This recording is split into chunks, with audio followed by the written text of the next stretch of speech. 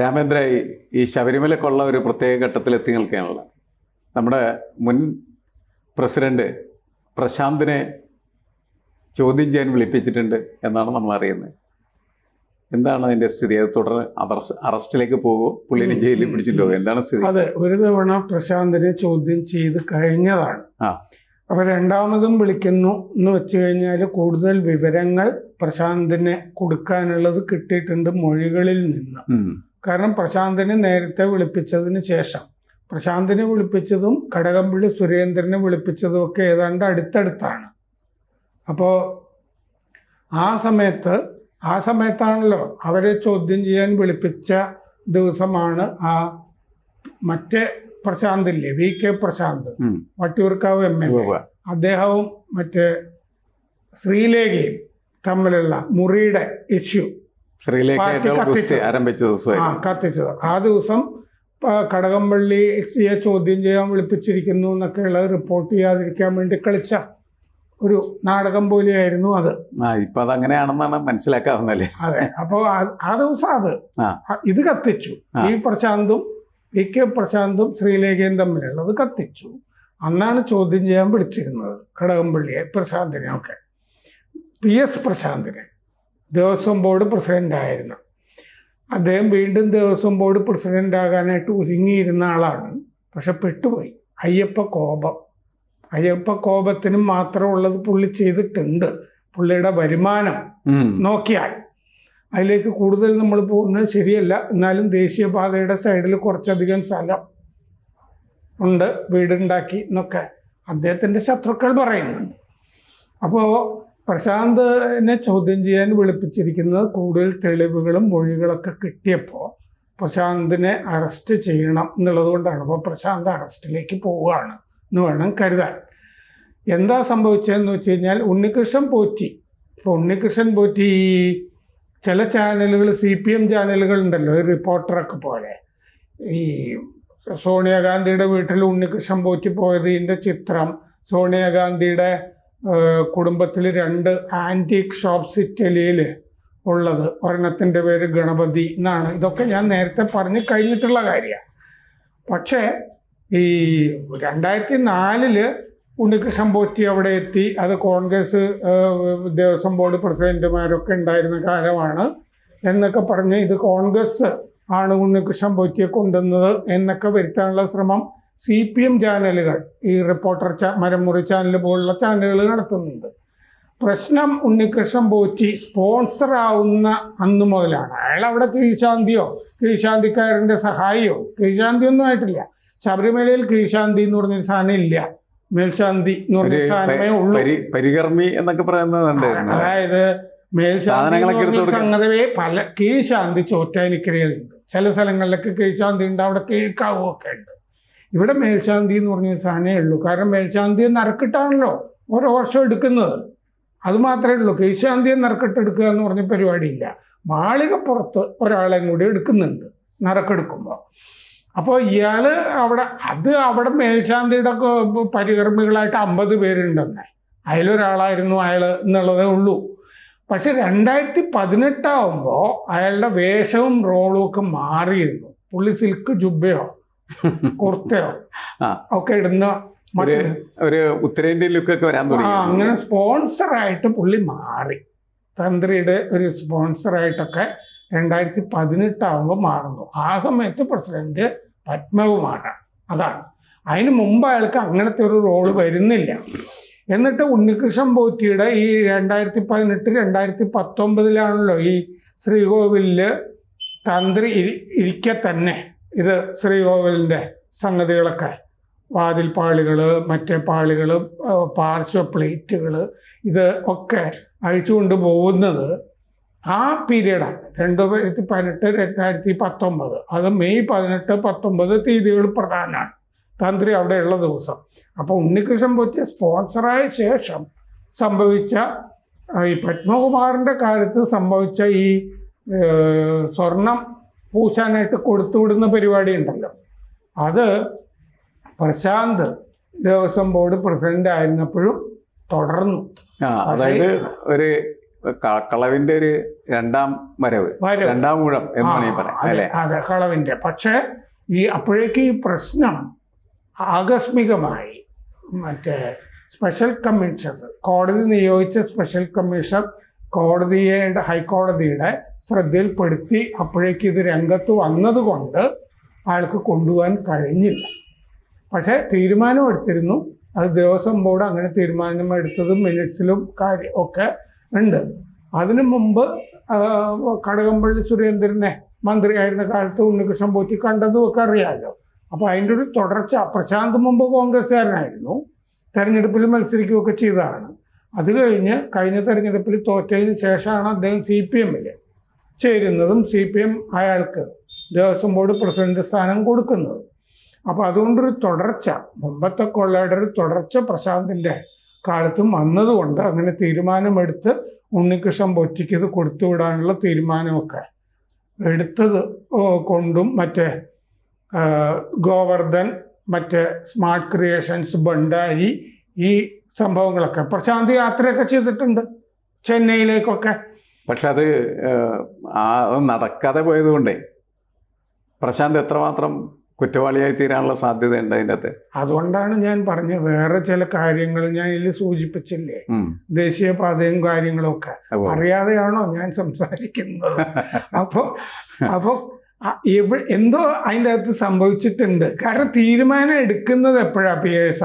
അതിനു മുമ്പ് ചിലത് ചെല്ലുമ്പോഴല്ലേ. അങ്ങനെ ചെയ്യും, അത് ശരിയാണോ? അല്ലാതെ തീരുമാനം എടുക്കാൻ പറ്റില്ല. അപ്പോൾ ആ തീരുമാനം എടുക്കുന്നതിന് മുമ്പ് നടന്ന ഒരു ദക്ഷിണ, അതിന്റെ ഉത്തരവാദിത്വം ഏറ്റെടുത്തിട്ട് ഇദ്ദേഹത്തിന് ജയിലിൽ പോകേണ്ടി വരും അല്ലേ? അതാണ് ഇപ്പോഴത്തെ പ്രശ്നം. ആ ദേവസ്വം ബോർഡിലെ അംഗങ്ങൾക്കും ഒക്കെ ഈ പ്രശ്നമൊക്കെ ഉണ്ടാവും. കാരണം എല്ലാവരും തീരുമാനത്തിൽ എല്ലാവരും ഒപ്പുവെച്ചിരിക്കുന്നതല്ലേ. അപ്പോൾ ഒരു ദേവസ്വം ബോർഡിലെ അംഗങ്ങളൊക്കെ അറസ്റ്റിലായി.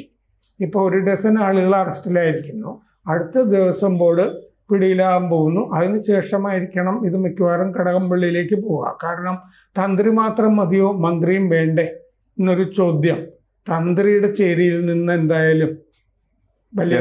എന്തായാലും ഈ നമ്മുടെ സോഷ്യൽ മീഡിയയിൽ നടക്കുന്ന ചർച്ചകളെല്ലാനും വളരെ കൃത്യമായിട്ടുള്ള രീതിയിൽ കോടതി നിരീക്ഷിക്കുകയും അതിൽ കാമ്പുള്ളതൊക്കെ കോടതി എടുക്കുകയും ചെയ്യുന്നു എന്നാണ് നമ്മൾ മനസ്സിലാക്കുന്നത്. പലതരം ചർച്ചകൾ നടക്കുന്നുണ്ട്, അനുകൂലമായിട്ടും പ്രതികൂലമായിട്ടൊക്കെ വരുന്നുണ്ട്. പക്ഷേ ഇങ്ങനെയുള്ള ചോദ്യങ്ങൾ വരുമ്പോഴാണ് അതിൻ്റെ അകത്ത് ഉള്ള സാധ്യത, ന്യായമായ ഒരു കാഴ്ചപ്പാട് എന്ന നിലയ്ക്ക് കോടതി അതിലേക്ക് കൂടുതൽ ശ്രദ്ധ കൊന്നുകയും. ഇപ്പോൾ നമുക്കറിയാലോ, ശങ്കരദാസിനെ അവസാനം അറസ്റ്റ് ചെയ്യേണ്ടി വന്നല്ലോ. ശങ്കരദാസിനെ എന്താണ് അറസ്റ്റ് ചെയ്യാത്തതെന്ന് എല്ലാവരും ഇങ്ങനെ ചോദിച്ചുകൊണ്ടിരിക്കുകയാണ് ചെയ്തത്. അപ്പോൾ അത് കോടതിയുടെ മുമ്പിൽ ഒരു വലിയ ചോദ്യമായിട്ട് വരികയും കോടതിയോട് തന്നെ ചോദിക്കേണ്ടി വന്നു, എന്താണ് ഇവനെ ഇങ്ങനെ അറസ്റ്റ് ചെയ്തത്? അങ്ങനെ ആ അറസ്റ്റിലേക്ക് എത്തുകയും ചെയ്യുന്ന കാഴ്ച നമ്മൾ കണ്ടതാണ്. അപ്പോൾ ഇന്ന് ഈ സംഭവവികാസങ്ങളെല്ലാം വളരെ ജനാധിപത്യപരമായിട്ടുള്ളൊരു പ്രക്രിയയിലൂടെ കടന്നു പോകുന്നതും അതിൻ്റെ ഒരു വിജയവുമായിട്ട് വേണമെങ്കിൽ നമുക്ക് കണക്കാക്കാവുന്നതാണ്. കാരണം ഓരോരുത്തരെയും പിടികൂടുകയും അവരെയൊക്കെ ജയിലിലടക്കുകയും ഇവർക്കൊക്കെ തന്നെ ഈ കളവിൽ പങ്കുണ്ടെന്ന് വ്യക്തമാക്കപ്പെടുകയും ചെയ്യുന്നുണ്ട്. വലിയൊരു വ്യത്യാസം വന്നിരിക്കുന്നത് എന്താണെന്ന് വെച്ചാൽ, ഇപ്പോൾ അജയ് തറയിൽ കുറച്ച് ദിവസമായിട്ട് തന്ത്രിക്ക് വേണ്ടി സംസാരിക്കുന്നത് ശ്രദ്ധിച്ചില്ലേ? അജയ് തറയിൽ നമ്മൾ കോളേജിൽ പഠിക്കുമ്പോൾ കോളേജിലുണ്ട് ഐ വിഭാഗമൊന്നും മരാസിലില്ലായിരുന്നല്ലോ അന്ന്.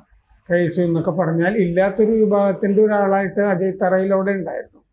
അപ്പോൾ അജയ് തറയിൽ തന്ത്രിക്ക് അവകാശമുള്ളത് കൊണ്ടാണ് ബാജി വാഹനം കൊടുത്തുവിട്ടത്. പ്രയാർ ഗോപാലകൃഷ്ണനാണ്, കോൺഗ്രസ്സുകാരനാണ് അന്നത്തെ പ്രസിഡന്റ്. അത് ഇപ്പം ദൃശ്യങ്ങളൊക്കെ അവൈലബിൾ ആണ്, പ്രയാർ ഈ വാജിവാഹനം കൊടുക്കുന്നത്. പക്ഷെ അതിൻ്റെ അകത്ത് പ്രശ്നം എന്താ അറിയോ? ആ കൊടിമരം അന്ന് സ്ഥാപിക്കാനായിട്ട് തീരുമാനിക്കുന്നുണ്ടല്ലോ, പഴയ കൊടിമരം മാറ്റിയിട്ട് അതിൻ്റെ അകത്ത് തന്നെ ഒരു അഴിമതിയില്ലേ എന്നുള്ളതാണ് അന്വേഷിക്കുന്നത്. അതുകൊണ്ട് ആ കൊടിമരത്തിൻ്റെ മുകളിലിരിക്കുന്ന വാജിവാഹനം ഇയാൾ കൊണ്ടുപോയാലും വിഷയമാണ്. കൊടിമരം ദ്രവിച്ചിരിക്കുന്നു, അതുകൊണ്ട് മാറ്റണം എന്ന് തന്ത്രി കത്ത് കൊടുക്കുകയാണ്. എന്നിട്ടാണ് കൊടിമരം മാറ്റുന്നത്. പക്ഷേ കൊടിമരം കോൺക്രീറ്റ് അതെങ്ങനെ ദ്രവിക്കും? കോൺക്രീറ്റ് എങ്ങനെ ദ്രവിക്കും എന്നുള്ളൊരു വലിയ ചോദ്യം ഉണ്ടല്ലോ. ശരിക്കും ഭയങ്കര രസകരമാണ് പരിപാടിയല്ലേ. അപ്പോൾ കൊടിമരം മാറ്റേണ്ട ആവശ്യം ഇല്ല. കാരണം അത് സ്വർണ്ണ കൊടിമരമൊക്കെ തന്നെയാണ്, സ്വർണം പൂശിയ വാജിവാഹനാണ് മുകളിലിരിക്കുന്നത്. അപ്പോൾ കൊടിമരം അനാവശ്യമായിട്ട് മാറ്റുമ്പോഴും അതുകൊണ്ട് പല ഗുണങ്ങൾ ആളുകൾക്ക് വരുന്നുണ്ട്. കാരണം അതിൻ്റെ ആ കൊടിമരത്തിൻ്റെ കഥ അതിഭീകരമാണ് എന്ന് വേണം കരുതാൻ. കാരണം അത് ഫീനിക്സ് എന്ന് പറഞ്ഞ ചെന്നൈയിലെ കമ്പനി 3 കോടി രൂപ ഞങ്ങൾ സ്പോൺസർ ചെയ്തോളാന്ന് പറഞ്ഞിട്ട് 3 കോടി രൂപ കൊടുത്തിട്ടുണ്ട് അതിന്. അത് അതിന് ശേഷവും ഇതിനു വേണ്ടി പിരിവുകളൊക്കെ നടന്നിട്ടുണ്ട്. അതായത് 3 കോടി ഭദ്രമായിട്ട് വേറെ സ്ഥലത്തേക്ക് പോകുന്നു. 3 കോടി രൂപ ഫീനിക്സ് കൊടുത്തു എന്നുള്ളതാണല്ലോ ഫീനിക്സ് തന്നെ പറയുന്നത്. പക്ഷേ 130 പവൻ ദേവസ്വത്തിൽ തന്നെ ഇരിപ്പുണ്ട്. അതുകൊണ്ട് ഇത് ആ സ്വർണ്ണം എടുത്തിട്ട് നമുക്ക് കൊടിമരം ഉണ്ടാക്കാമെന്ന് MP ഗോവിന്ദൻ നായർ, കോൺഗ്രസിൻ്റെ ദേവസ്വം ബോർഡ് പ്രസിഡൻ്റായിരുന്ന അദ്ദേഹം പറഞ്ഞതായിട്ടും രേഖകളിൽ കാണുന്നുണ്ട്. എന്ന് പറഞ്ഞാൽ സ്വർണ്ണം അവിടെ ഓൾറെഡി ഉണ്ട്. പിയേഴ്സ 130 പവൻ സ്വർണ്ണ കൊടിമരത്തിന് വേണ്ട സ്വർണം മറ്റേ ദേവസ്വത്തിലുണ്ട്. അപ്പം പിന്നെ ഈ 3 കോടി രൂപ എന്തിനു വേണ്ടി ചെലവാക്കി? അന്വേഷണം അടുത്താലൊന്നും തീരാൻ സാധ്യതയില്ല. അപ്പോൾ മാത്രമല്ല, ഈ സ്വർണം അല്ലെങ്കിൽ തന്നെ അവിടെ കാണിക്കയായിട്ടും ഒക്കെ ധാരാളം കിട്ടുന്നുണ്ട്. അവിടെ നെയ്യ് ധാരാളം കിട്ടുന്നില്ലേ? ഈ പോകുന്ന ആളുകളൊക്കെ നെയ്യ് കൊടുക്കുന്നില്ലേ? പക്ഷെ ഒരുപാട് നെയ്യ് പുറത്തു നിന്ന് ശബരിമല മേടിക്കുന്നുണ്ടല്ലോ. അതിൻ്റെ അടിസ്ഥാനം എന്ത്? നെയ്യ് അഭിഷേകം ഈ ആളുകൾ ഇരുമുടിക്കെട്ടിൽ കൊണ്ടു ചെല്ലുന്ന നെയ്യൊക്കെ കൊണ്ട് അഭിഷേകം ചെയ്ത് ഇത് വീണ്ടും ശേഖരിക്കുന്നൊക്കെ ഉണ്ട്. അതായത് ആടിയ നെയ്യ് എന്നൊക്കെ പറഞ്ഞിട്ട്. ചുരുക്കത്തിലേ ഇത് മൊത്തം വലിയ ഒരു സാധ്യതയാണ് അവർക്കൊക്കെ അല്ലേ? ഇവിടെ വന്ന് ഈ ദേവസ്വം ബോർഡും അതേപോലെ അതുമായി ബന്ധപ്പെട്ട് നിൽക്കുന്ന ഉദ്യോഗസ്ഥന്മാരും എല്ലാവരും കൂടി കുശാലായിട്ട് ആടിക്കളിക്കുകയായിരുന്നു. അതാണ് നമ്മൾ മനസ്സിലാക്കി. അതെ. അപ്പൊ എന്തുകൊണ്ട് ഈ തന്ത്രിയുടെ അവകാശമാണെന്ന് പറഞ്ഞിട്ട് നമ്മുടെ തന്ത്ര സമുച്ചയം വെച്ചിട്ട് ചില കള്ളപ്പണിക്കന്മാർ ഇപ്പോൾ ഉദ്ധരിക്കുന്നുണ്ട്. ആ ഭാഗം ഞാൻ ഇന്നലെ ഒരു വീഡിയോയിൽ ആ ഭാഗം പറഞ്ഞിരുന്നതാണ്. തന്ത്ര സമുച്ചയത്തിൽ ഈ പറയുന്ന ഭാഗം 11-ാം പടലത്തിൽ ജീർണമായ ബിംബം എന്ന് പറഞ്ഞാൽ ഇത് മൂലബിംബത്തിനെ പറ്റിയ വിഗ്രഹത്തിനെ പറ്റിയ ജീർണമായ ബിംബം ഇളക്കി ക്ഷേത്ര പരിധിക്ക് പുറത്ത് കൊണ്ടുവന്നാൽ അത് മരം കൊണ്ടുണ്ടാക്കിയതാണെങ്കിൽ പശുവിൻ്റെ നെയ്യിൽ അഭിഷേകം ചെയ്ത് നിർമാല്യം ധരിപ്പിച്ച് യോഗ്യമായ അഗ്നിയിൽ ആഹ്വാനം നടത്തി സമ്പൂർണമായി പൂജിച്ച് ഗുരു സ്വയം ദഹിപ്പിക്കണം. മരമാണെങ്കിൽ കത്തിച്ച് കളയണം. ഇതാണ് ഇതിൻ്റെ മലയാളം. അപ്പോൾ ഈ കോൺക്രീറ്റ് അന്നത്തത് കത്തിച്ച് കളയാനില്ലല്ലോ. അത് ലോഹത്തിൽ നിന്നുണ്ടാക്കിയതാണെങ്കിൽ യജമാനൻ ആ വിഗ്രഹം ഉരുക്കി ശുദ്ധമായ ലോഹരൂപത്തിലാക്കി ഗുരുവിന് സമർപ്പിക്കണം. ലോഹമാണെങ്കിൽ ഉരുക്കിയിട്ട് വേണം കൊടുക്കാൻ ഗുരുവിന് എന്ന് പറഞ്ഞാൽ വാജിവാഹനം ഉരുക്കിയിട്ട് വേണം കൊടുക്കാൻ. അല്ലാതെ കൊടുക്കാൻ പറ്റില്ല.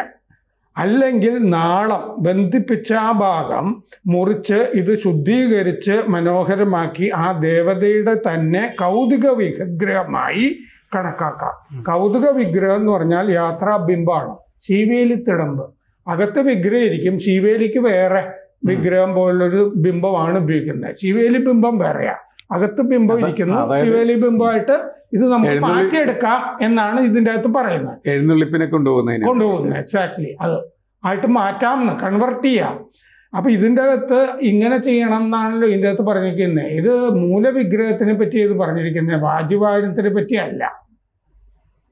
അതാണ് പ്രശ്നം. അപ്പോൾ നീ വാജിവാഹനത്തിലേക്ക് അപ്ലൈ ചെയ്താൽ തന്നെ ഇത് ഉരുക്കണം എന്ന് പറഞ്ഞിട്ടുണ്ടല്ലോ ഇതിൻ്റെ അകത്ത്. പിന്നെയുള്ള വിഷയം എന്താണെന്ന് വെച്ചാൽ ഈ വാജിവാഹനം തിരുവാഭരണ പട്ടികയിലുള്ളതാണ്. അത് കൊടുത്തുവിടാനുള്ളതല്ല. അത് കൊടുത്ത് അത് മേടിച്ചത് തെറ്റ് എന്നുള്ളതുകൊണ്ടല്ലേ ഞാൻ തിരിച്ചു വന്നേക്കാന്ന് തന്നെ തന്ത്രി പറഞ്ഞത്. അപ്പോൾ തന്ത്ര സമുച്ചയം ഉദ്ധരിച്ചിട്ട് പ്രയാർ ഗോപാലകൃഷ്ണനെ എടുത്ത് കൊടുത്തുവിട്ടത് ശരി, മറ്റേ ഇത് സ്വീകരിച്ച് വീട്ടിൽ കൊണ്ടുപോയത് ശരി എന്ന് പറയുന്നതിൽ കഴമ്പില്ല. തന്ത്ര സമുച്ചയത്തിൽ അങ്ങനെ അല്ല പറയുന്നത്. അതപ്പോ ഒരു തന്ത്രമാണ് അവരുടെ ഈ തട്ടിപ്പിനെ കൂട്ടുനിൽക്കുന്നതിന് വേണ്ടി ഉണ്ടാകുന്ന ഒരു തന്ത്രം. അതെ. പ്രേക്ഷകരോട് ഒരു അഭ്യർത്ഥനയുണ്ട്. ABC-ക്ക് ഒരു ഹിന്ദി ചാനൽ കൂടിയുണ്ട്. അത് കേരളത്തിന് മാത്രമല്ല, ABC ഭാരതത്തിന് തന്നെ ഒരു ജാലകമാകണം എന്ന ആഗ്രഹത്തിൽ നമ്മൾ കുറച്ചു കാലമായി ഈ ഹിന്ദി ചാനൽ തുടങ്ങിയിട്ട് നന്നായിട്ട് പോകുന്നു. അതും സബ്സ്ക്രൈബ് ചെയ്യുക. കൂടുതൽ വാർത്തകളും വിശേഷങ്ങളും നിങ്ങളിലേക്ക് എത്താൻ ABC മലയാളം സബ്സ്ക്രൈബ് ചെയ്യുക, ബെൽ ബട്ടണും അമർത്തുക.